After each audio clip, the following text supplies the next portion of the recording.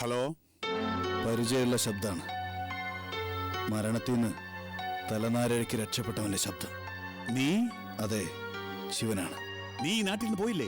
പോകാൻ തന്നെയാ തീരുമാനം. പക്ഷേ അന്യനാട്ടിൽ പോയാൽ ജീവിക്കണ്ടേ? ജീവിക്കണം. അതിന് ഞാൻ എന്ത് വേണോടാ?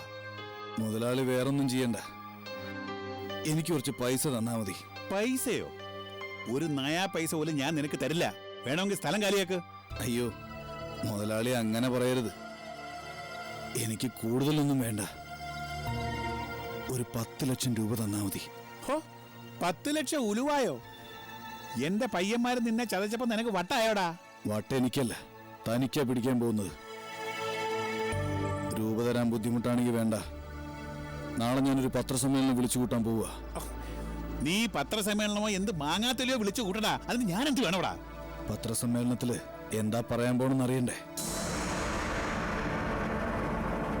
നിങ്ങൾ എന്നെ കരുവാക്കി ചെയ്ത എല്ലാം ഞാൻ വിളിച്ചു പറയും.